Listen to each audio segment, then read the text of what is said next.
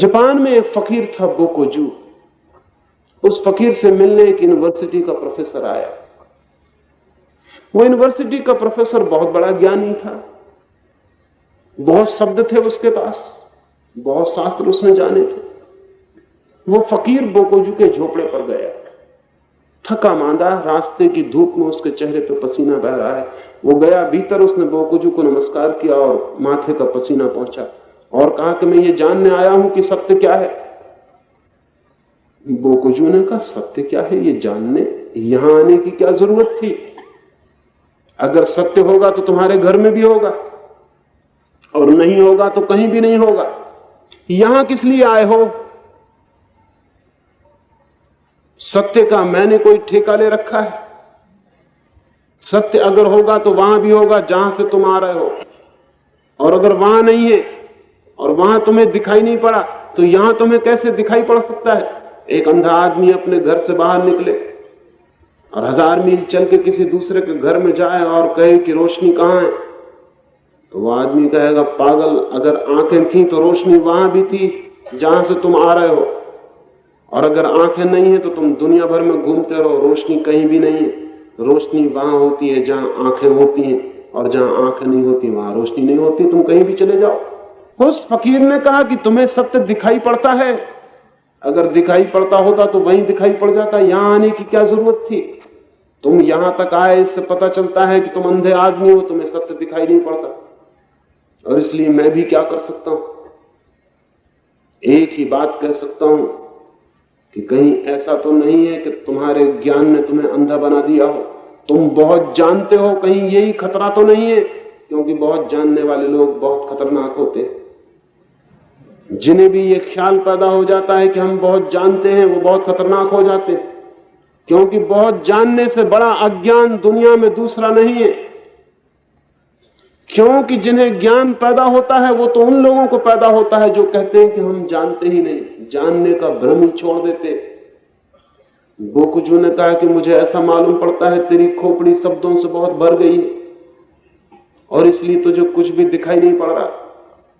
फिर भी थोड़ी देर रुक, मैं थोड़ी चाय बना लाऊं, थका मांदा मालूम पड़ता है तू, थोड़ी चाय पी ले, थोड़ा विश्राम कर ले, फिर कुछ बात करेंगे। और यह भी हो सकता है कि चाय पीने में बात भी हो जाए, और यह भी हो सकता है कि तूने जो पूछा है वो चाय पीने में उसका उत्तर भी मिल जाए। उस प्रोफेसर ने कहा, चाय पीने में और सत्य का उत्तर? आप कह क्या रहे हैं? मैं किस पागल के पास आ गया? मैंने व्यर्थ इस धूप में इतनी यात्रा की। उस फकीर ने कहा, ठहर, इतनी जल्दी मत कर, मैं थोड़ी चाय बना लाऊं। थका प्रोफेसर था, बैठा रहा, लेकिन ख्याल तो उसका खत्म हो गया कि इस आदमी से कुछ जानने को मिल सकता है, क्योंकि जो आदमी कहता है कि चाय पीने से सत्य का पता चल जाएगा, उस आदमी से क्या मिल सकता है? फकीर चाय बना के ले आया। उसने बसी और कप प्याली संभाल दिए प्रोफेसर के हाथ में और केतली से चाय ढाली। प्याली भर गई, लेकिन वो फकीर चाय ढालता चला गया। फिर नीचे का बर्तन भी भर गया, वो फकीर चाय ढालता ही चला गया। फिर चाय गिरने के करीब हो गई, तब वो प्रोफेसर चिल्लाया कि अब रुकिए भी, अब एक बूंद भर भी जगह मेरी प्याली में नहीं है। उस फकीर ने कहा कि तुझे दिखाई पड़ता है कि बूंद भर भी जगह तेरी प्याली में नहीं है? तुझे दिखाई पड़ता है, और तुझे यह भी दिखाई पड़ता है कि जिस प्याली में बूंद भर भी जगह नहीं है, अब उसमें चाय भरने से गिर जाने का डर है। लेकिन तुझे कभी अपनी खोपड़ी में जगह दिखाई पड़ी? वहां भी सब शब्दों से भर गया है, जगह बिल्कुल नहीं है। और अब तेरे पागल होने का वक्त करीब आ रहा है। अब वो जो शब्द तेरे भीतर भर गए वो बाहर गिरने शुरू हो जाएंगे। आदमी पागल कब हो जाता है पता है आपको? जब विचार इतनी खोपड़ी में भर जाते हैं कि उनको संभाल नहीं पाता और वो बाहर गिरने लगते। रास्ते पर चला जा रहा है और बोलने लगता है, जो नहीं सुनना चाहता उसको पकड़ के बोलने लगता है। रात सोता है और बोलता है, अकेले में बैठता है और बोलता है। जब शब्द इतने भर जाते हैं कि बाहर झड़ने लगते हैं तो आदमी को हम कहते हैं पागल हो गए। ऐसे थोड़े बहुत पागल हम सभी होते हैं, क्योंकि अकेले बैठते हैं तब भी अपने से बोलते ही रहते हैं, कुछ न कुछ जारी रहता है, भीतर खोपड़ी में काम चलता ही रहता है, वहां कभी विश्राम नहीं है। हम सब भी थोड़े बहुत पागल हैं। पागल में और हम में कोई गुण का फर्क नहीं होता, सिर्फ मात्रा का फर्क होता है।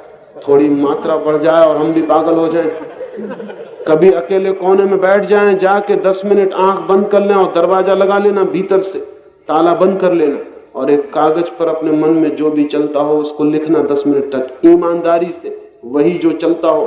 तो 10 मिनट के बाद अपनी पत्नी को या अपने पति को या अपने निकटतम मित्र को भी वो कागज बताने की हिम्मत ना होगी, क्योंकि वो कहेगा ये तुमने लिखा, तुम्हारे भीतर चल रहा है ये, फिर चलो किसी डॉक्टर के पास इसी वक्त, ये तुम्हारी खोपड़ी के भीतर ये बातें चलती हैं। 10 मिनट अपने ही भीतर जो चल रहा है उसे कागज पर लिखना, तो पता चल जाएगा कि वहां भीतर शब्द पागल हो गए हैं, वहां रुग्ण शब्द घूम रहे हैं चारों तरफ।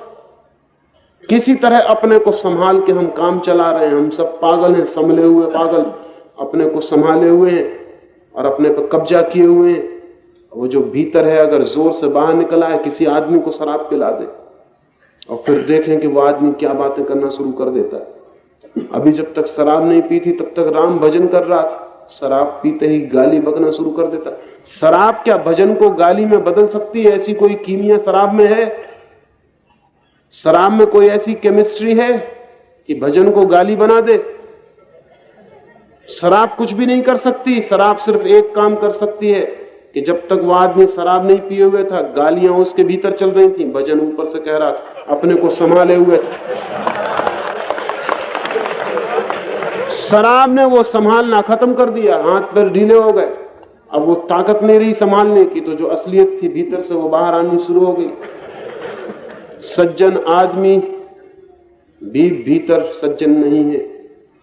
वो भजन जो ऊपर से जोर जोर से कह रहा है वो भी भीतर कुछ और कह रहा है, भीतर कुछ और चल रहा है, भीतर एक पागल मस्तिष्क दौड़ रहा है। ये जो शब्दों का पागलपन है, उस फकीर ने कहा कि तुम्हारी खोपड़ी में इतने शब्द भरे हैं कि अब सत्य को जाने के लिए जगह भी है, सत्य को भी प्रवेश के लिए जगह चाहिए। प्याली में तुम्हें दिखाई पड़ता है कि अब जगह भर गई, लेकिन अपने मन में कभी देखा कि वहां जगह कब की भर चुकी है? कई जन्मों पहले भर चुकी है, और अब ओवर क्राउडिंग है, अब सब ऊपर से भरता चला जा रहा है, अब जगह वहां नहीं है, अब सब अतिरिक्त वहां भरता चला जा रहा है। वो अतिरिक्त जितना बढ़ता जा रहा है उतना आदमी रुग्ण अस्वस्थ होता चला जा रहा है, उतना ही आदमी का सत्य से संबंध टूटता चला जा रहा है। अगर सत्य से संबंधित होना है तो ये भीतर की भीड़ को बाहर कर देना जरूरी है। इस भीतर शब्दों का जो जमघट जमाव है, इससे छूट जाना, मुक्त हो जाना जरूरी है। लेकिन हम तो कहते हैं कि शब्द ज्ञान है, तो फिर कैसे इससे छूटेंगे? जब तक हम शब्द को ज्ञान समझते हैं तब तक हम शब्द से नहीं छूट सकते। जिस दिन हम समझेंगे कि शब्द ज्ञान नहीं है, बल्कि शब्द के कारण ही हम अपने अज्ञान को छिपाए हुए बैठे हैं, शब्द झूठा ज्ञान है, शब्द स्यूडो नॉलेज है, शब्द ज्ञान नहीं है, जिस दिन हमें ये पता चलेगा उस दिन हम शब्द को फेंक सकेंगे। और जिस दिन शब्द फेंक जाता है, भीतर एक क्रांति घटित हो जाती है, एक एक्सप्लोजन हो जाता है, एक नई दुनिया खुल जाती है, एक नया द्वार खुल जाता है।